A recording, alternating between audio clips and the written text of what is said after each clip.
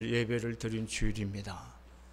감사절 예배를 드리면서 제가 이번 주간에 여러 가지 생각을 하고 기도하는 가운데 하나님께도 물론 감사하지만 어려운 사람들이 누굴까 그렇게 기도하다가 우리 노회에 개척을 해서 얼마 되지 않는 교회들, 가장 어려운 교회들을 제가 10교회를 선정해서 교회에서 추수감사 헌금을 그곳으로 교회마다 보내고 또 사과 한 상자씩 선물로 그렇게 보냈습니다.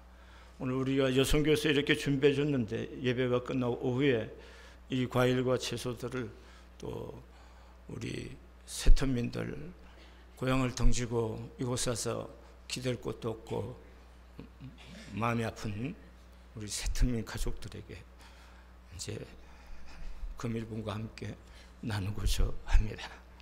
그리고 교회 안에 어려운 분들도 제가 잘 몰라서 그런데 혹시 추천해 주시면은 우리 추수감사절 이때 함께 어려운 사람들도 교회가 그 고통을 같이 나누고자 합니다. 오늘 읽은 다니엘은 이스라엘의 청년으로 바벨론 포로로 끌려간 사람입니다. 그런 총명한 사람인지라 바벨론 느부갓네살 왕에 의해 총리로 박탁이 되었습니다. 포로에서 당시 가장 강대국인 바벨론 나라의 총리가 된 것입니다. 느부갓네살 왕이 죽고 벨사살 왕이 되었어도 그는 계속 총리의 자리를 지탱했고 또 바벨론이 메대에 의해서 멸망을 당하고 제국이 바벨론에서 메대와 바사 넘어갑니다. 제국이 바뀌어도 또 오늘 본문의 말씀대로 다리오 왕에 의해서 총리로 발탁이 되어서 국정을 살피는 사람이 되었습니다. 오늘 다리오 왕은 자기 나라가 거대한 나라였기 때문에 120명의 방백들을 세우고 그 이후에 세 사람의 총리를 세우고 그 세 사람 중에 하나를 다니엘로 세웠었습니다. 다니엘이 원래 포로요 그리고 멸망한 바벨론의 총리로 있었던 사람이기 때문에 굉장히 메대 사람들에 보면은 못마땅한 사람들입니다. 못마땅한 사람이죠. 그가 그렇게 또 높은 자리에 있는 것은 견딜 수 없는 모욕이라고 아마 느꼈을지도 모르겠습니다. 그래서 120명의 방백들과 다른 2명의 총리 그리고 여러 법관들에 의해서 어떻게 하면 다니엘을 축출을 할까 이런 것이 나라 전체 권력자들 왕을 빼고 난 나머지 최고 권력자들이 모여서 하는 전체 일이었습니다. 그래서 혹시나 다니엘의 흠이 없을까 흠을 찾아봅니다. 그의 부조리하고 또 문제가 있는지 찾아보니까 오늘 본문 말씀에 보니까 아무리 뒤져도 다니엘에게서 아무런 허물도 찾지 못했고 그가 충성되고 그릇됨도 아무 허물도 없다 이렇게 됩니다. 이렇게 되니까 이 고관들이 다시 생각해낸 것이 뭐냐면 다니엘이 가장 목숨처럼 여기고 있는 율법에 근거해서 이 다니엘을 처리하기 위해서 새로운 법 하나를 개정합니다. 그 개정한 법이 뭐냐면 30일 동안에 다리오 왕 외에 그 누구 어떤 신이나 어떤 사람에게 기도를 하거나 구하는 일을 하면은 사자굴에다가 집어넣는 것, 이 새로운 법령을 개정합니다. 여러분 그 법령이 개정되고 메대 바사에 의하면은 법령에다가 왕의 인장을 찍어서 도장을 찍으면은 그는 돌이켜 왕도 바꿀 수 없는 겁니다. 그렇게 해서 그 법령에다가 다리오 왕이 도장을 찍어서 법령을 선포합니다. 오늘 본문 10절의 말씀에 보니까 이런 얘기를 하는 겁니다. 다니엘이 이 조서에 왕의 도장이 찍힌 것을 알고도 왕의 도장이 찍히면은 왕도 돌이킬 수 없다는 것 아는 거죠. 그 도장이 찍힌 것을 알고도 이렇게 말합니다. 알고도 뭡니까? 예루살렘을 자기 집에 돌아가갖고 예루살렘에 향한 창문을 열고 거기서 하루 3번씩 하던 대로 하나님께 기도하며 감사를 드렸다. 이렇게 얘기하는 겁니다. 여러분, 우리가 감사하면은 좋은 일, 내 인생에 유익한 일, 내 인생이 좀 잘 나갈 때, 그랬을 때 감사는 모든 인간이 당연한 거겠죠. 근데 오늘 다니엘은 사실은 좀 관직을 이제 한 70여 세 되니까 관직을 벗는 것 정도라면은 다니엘이 그렇게 뭐 굉장한 위험으로 간주하지 않겠죠. 그러나 사자굴에 던져 넣는 겁니다. 이것은 목숨을 담보한 겁니다. 그 목숨이 위태로운 이 상황에서도 삶의 자리가 완전히 박살이 나는 이런 상황인데도 불구하고 다니엘이 하나님께 감사를 드렸다는 거예요. 그럼에도 불구하고, 그럼에도 감사를 했다.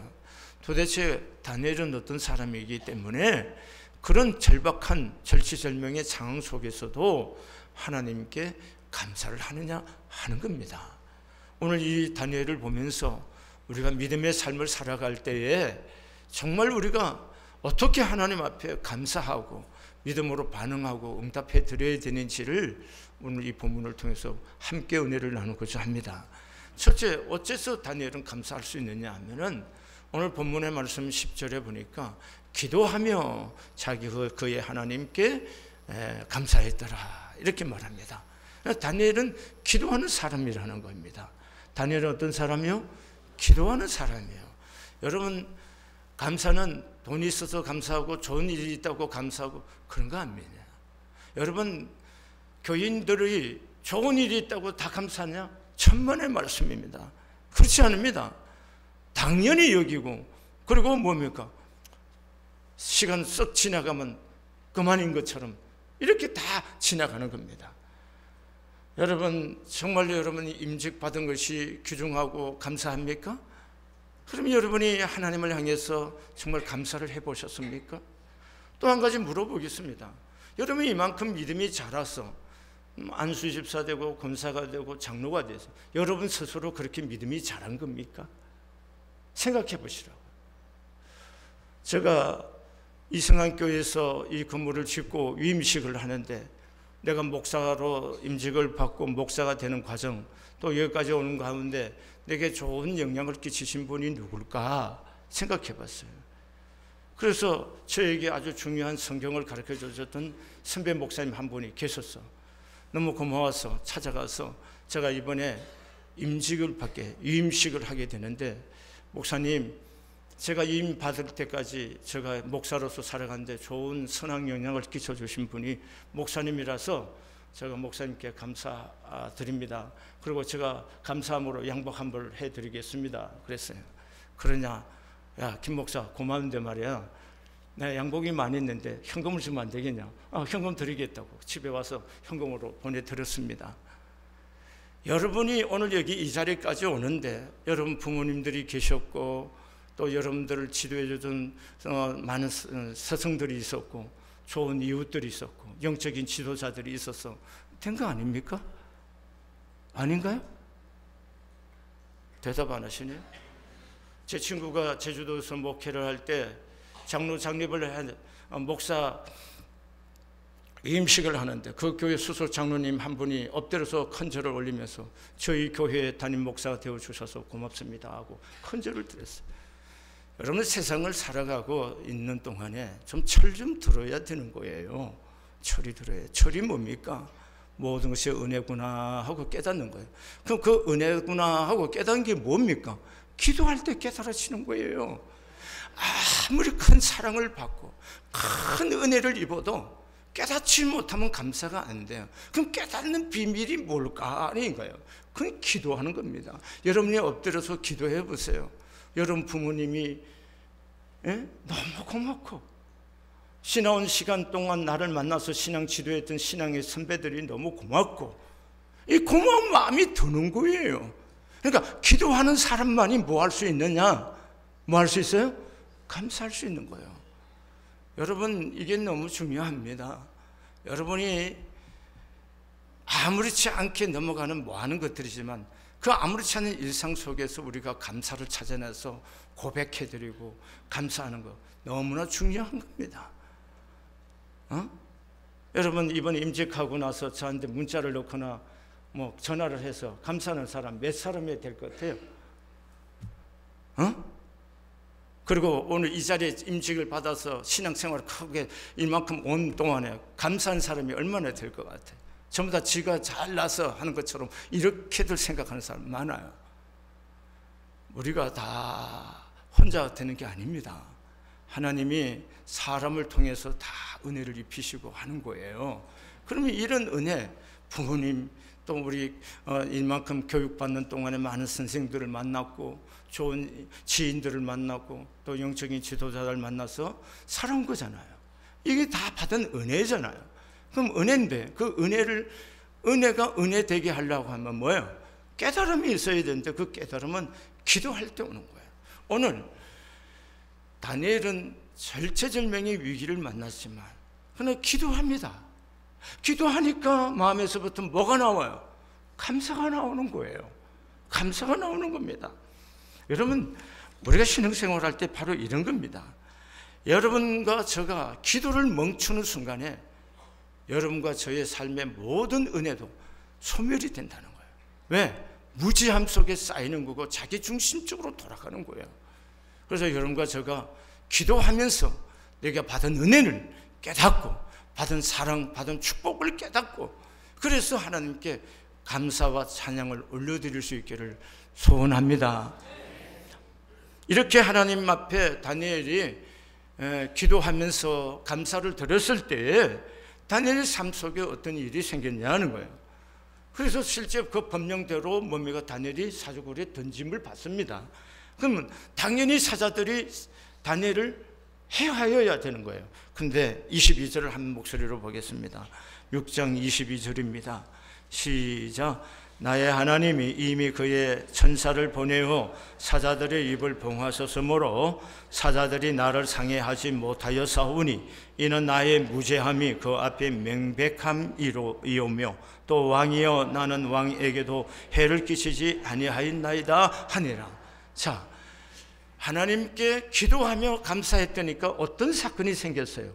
하나님이 사자를 미리 천사를 보내서 사자의 입을 봉해 주셨다는 거예요. 그래서 머리털 하나도 상하지 아니했다 이렇게 말하는 겁니다. 다시 말하면 뭐가 생긴 기적이 일어나는 거죠. 또 신앙에 뭐가 생긴 거예요? 간증거리가 생겼잖아요. 여러분 우리 간증거리가 있습니까?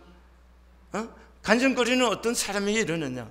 기도하며 감사하는 사람에게 간증거리가 생기는 거예요. 기도하며 감사하는 사람에게 하나님이 하시는 역사가 일어나는 거예요. 자 보세요. 예수님이 5,000명이 말씀 남자만 5,000명이 예수님 말씀 들으러 왔어요. 거기 여자들 있고 아이들이 있어요. 그러면 수천 명, 5,000명만 되겠습니까? 수천 명이 되는 거죠. 그보다 더 많은 사람들이죠. 근데 보리떡 5개, 물고기 2마리 어린아이가 가진 것을 보고 그걸 가지고 하나님 앞에 뭐 했어요? 축사, 감사 기도를 드렸다는 겁니다. 기적은 그런 곳에 있는 겁니다. 하나님의 표적이 언제 일어나느냐? 작은 것을 가지고도 뭐예요? 감사하며 기도할 때 그것에 기적이 일어났던 거예요. 여러분 나사로가 죽었어요. 죽은 지 나흘이 됩니다. 예수님이 그 무덤 앞에 서서 무덤에 돌을 옮겨 놓으라 그리고 하나님께 내 말을 들으신 것을 하나님이여 감사합니다 하고 하나님께 감사의 기도를 올리고 나서 나사로야 나오라 하니까 나사로가 걸어서 나왔습니다. 여러분 기적이란 것이 멀리 있는 게 아니에요. 우리가 기도하고 감사할 때 내 삶 속에 선하고 복된 역사가 일어날 줄로 믿습니다. 바울과 신라가 빌립보에서 귀신 들린 아이를 고쳐줍니다. 그리고 나서 그 귀신 들린 아이가 고침을 받은 것 때문에 그 아이들을 관리하던 주인들이 소동을 일으켜서 바울과 신라를 매를 때리고 감옥에 깊이 넣습니다. 근데 바울과 신라가 그 지하 감옥에서 원망하고 불평하고 화남으로 분노로 밤을 새운 것이 아니고 씩씩거림으로 밤을 새운 것이 아니고 뭐 했어요?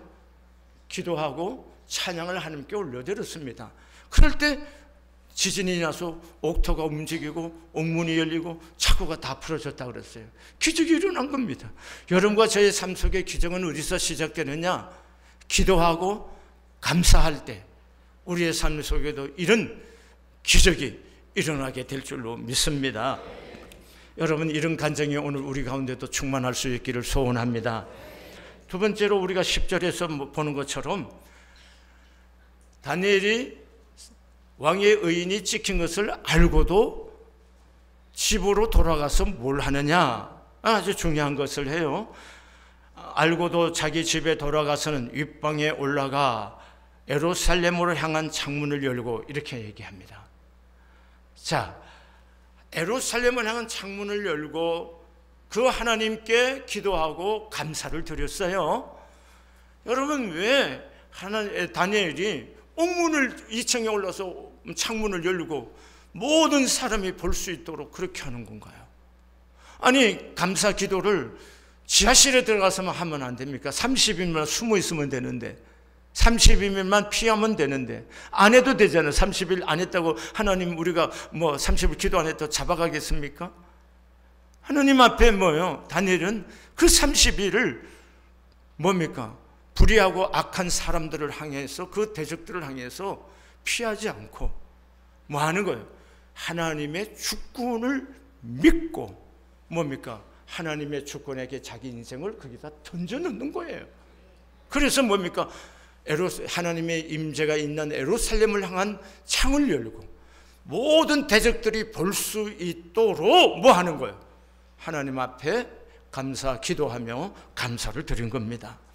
여러분, 이거는 하나님의 절대 주권을 믿는 믿음이 없이는 할 수 없는 거라는 거예요.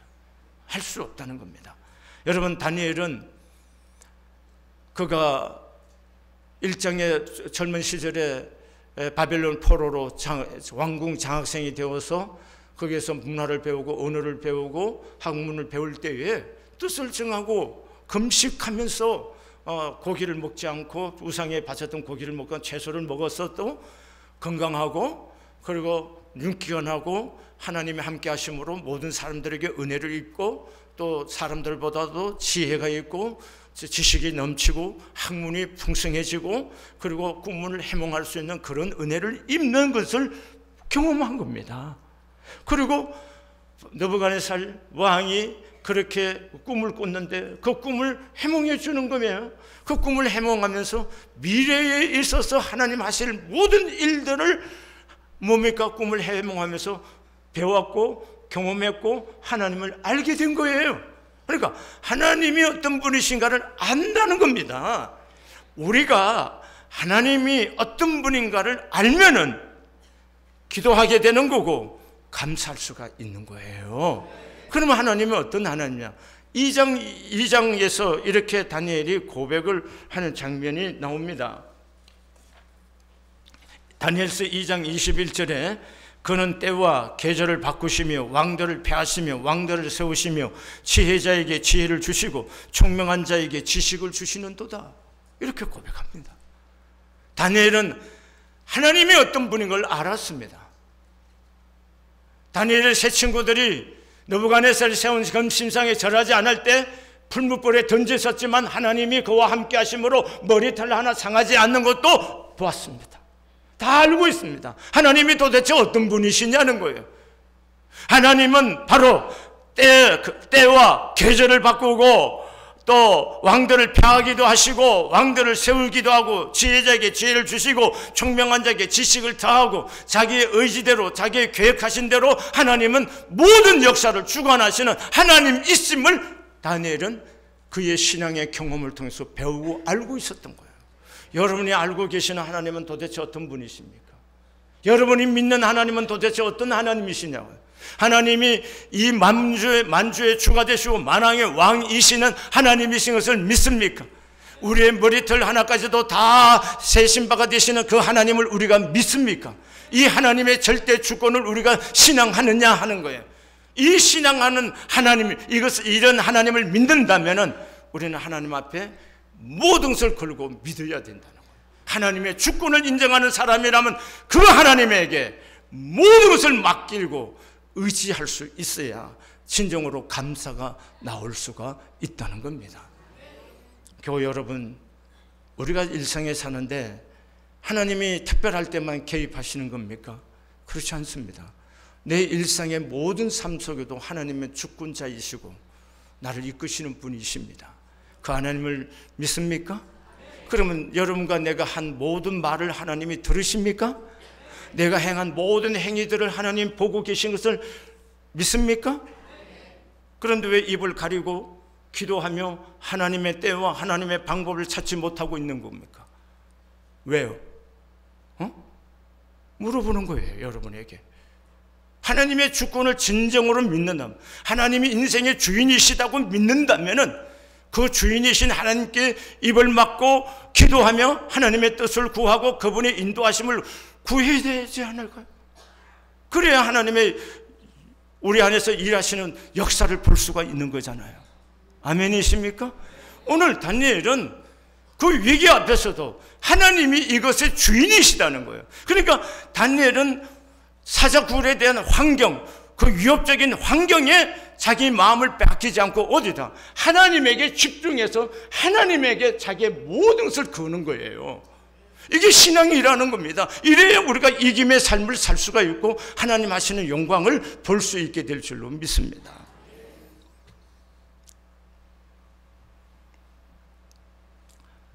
여러분, 하나님은 먼 곳에 있는 것이 아니에요. 하나님은 우리 주변에서, 일상 속에 우리 주변에서 일하시는 분이십니다. 이런 하나님의 조건을 인정하시고 이 하나님을 믿고 내 삶을 그분에게 맡길 때 하나님이 여러분과 나의 삶을 책임져 주시고 이끌어 주실 줄로 믿습니다. 여러분, 다니엘이 이렇게 하나님의 주권을 인정하고 그에게 기도하며 감사했을 때 어떤 일이 벌어졌을까요? 자, 23절 말씀 한번 보시겠습니다. 시작. 왕이 심히 기뻐서 명하여 다니엘을 굴에서 올라오라 하며 그들이 다니엘을 굴에서 올린즉 그의 몸이 조금도 상하지 아니하였으니 이는 그가 자기의 하나님을 믿음이었더라. 자기의 하나님을 뭐예요? 믿음이었더라. 뭐 했어요? 머리털 하나 상하지 아니하고 그것은 뭐예요? 다니엘이 하나님께 자기를 맡겼을 때 그 모든 기도가 그대로 응답이 되었다는 거잖아요. 그리고 24절 말씀해 보면 그를 죽이려는 자들을 대신해서 뭐면 사자굴에 던지니까 땅에도 닿기 전에 사자들이 그들의 몸을 으스러뜨리는 것을 볼 수가 있습니다. 그리고 26절과 27절의 말씀에 다니엘을 통하여 하나님의 이름이 만방에 선포됩니다. 하나님의 영광이 메디아 바사에 확 드러나게 되는 거예요.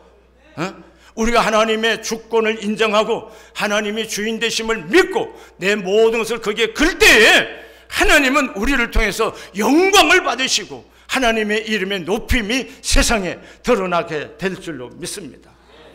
여러분, 요새 기독교 위상 얘기를 가끔 어떤 분이 합디다. 그래서 한국교회 기독교 위상이 그렇게 좋지 않은 거 우리 모두 아세요. 그럼 물어보겠습니다. 위상이 안 좋은 이유가 뭐 때문인 겁니까? 우리 교회 목사들과 지도자들과 교회 그리스도인들이 신앙의 삶을 바르게 하지 않고 사는 이 삶 때문에 위상에 문제가 생긴 거 아닙니까?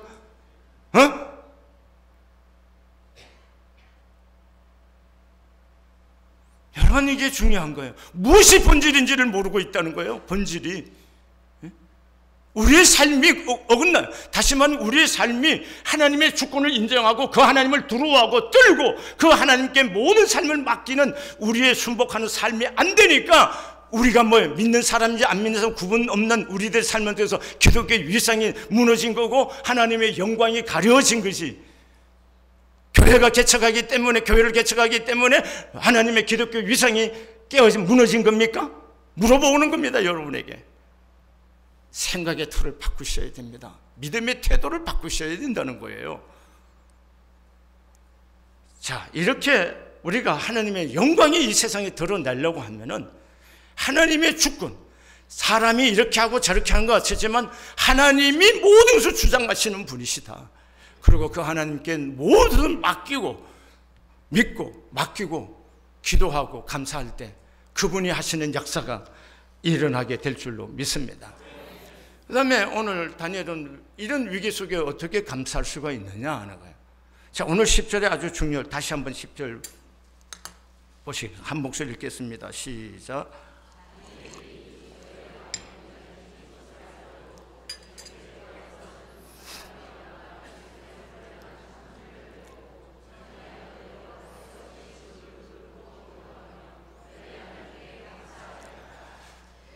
도장이 찍힌 것을 알고도 자기 집에 돌아가 예루살렘에 향한 창문을 열고 뭐 하고 있는 겁니까?